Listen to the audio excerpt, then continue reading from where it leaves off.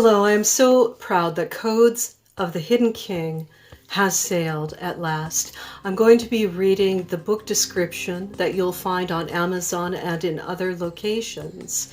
But there's nothing like the words of the bard himself. But as you'll soon find out, who is the bard? With the authorship question ranging well over 150 years, we have planted our flag and chosen our candidate. So with those words, I would like to say and repeat the great master, for that's who he was. And he has given us language that most will never know came from him. All the world's a stage, and all the men and women merely players. They have their exits and their entrances, and one man in his time plays many parts. As You Like It, by not William Shakespeare. Thank you for watching. Let's commence.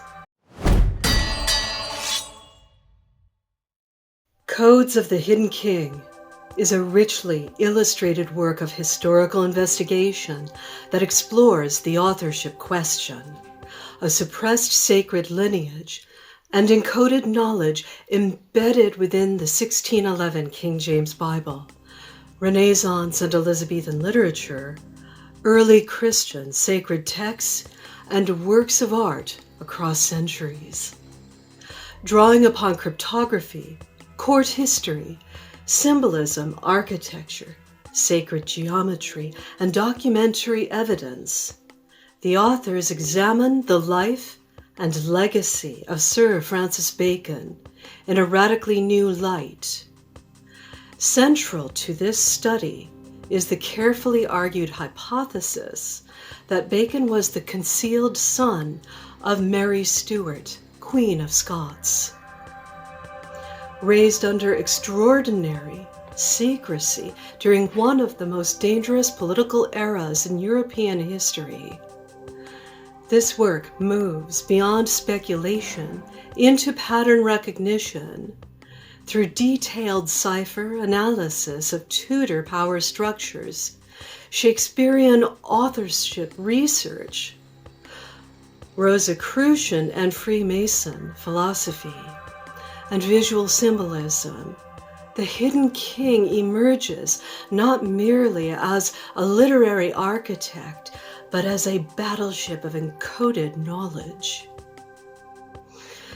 The book also traces suppressed traditions surrounding first century sacred texts, the historical processes through which knowledge was edited, reframed, and at times obscured.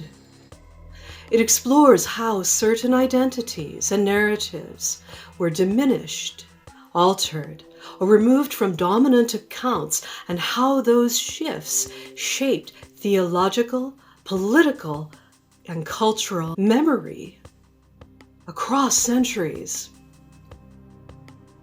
Medieval carvings, cathedrals, court masks, emblem books, and Renaissance paintings are examined not as isolated artifacts, but as part of a larger pattern of transmission. More than a historical study, this volume is a visual and experiential journey.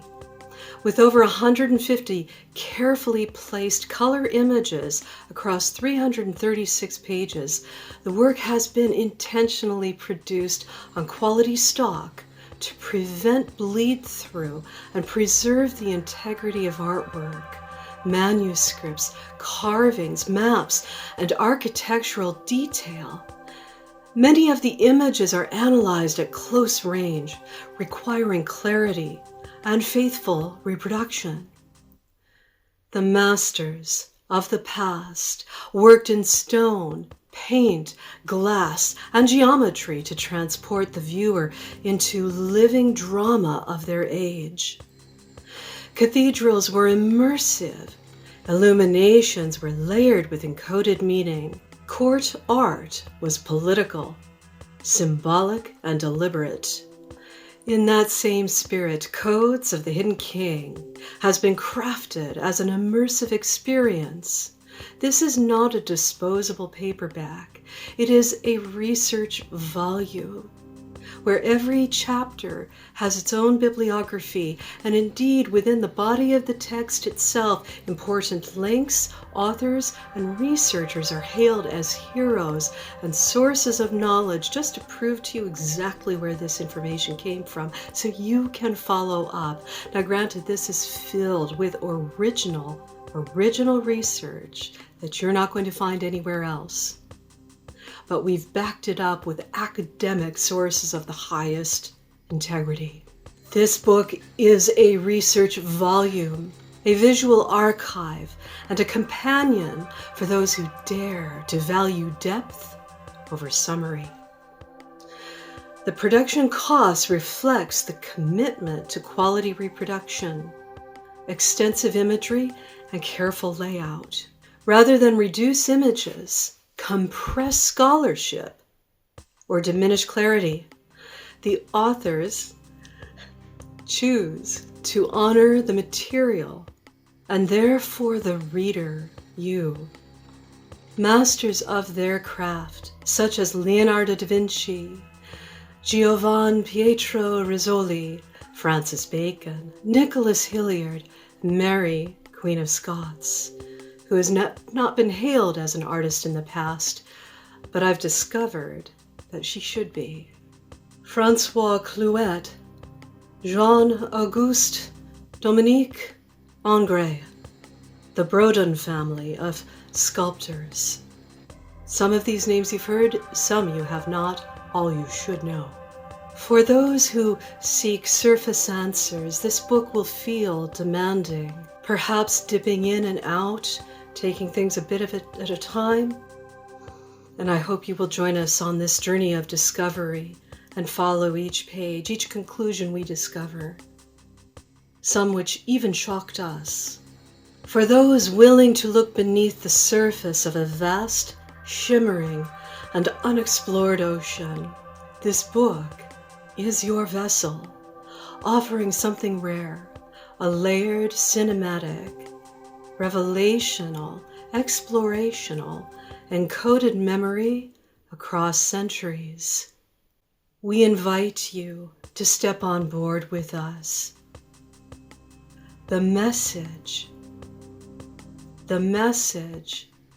as you'll soon find out, is always the same. The message is always the same.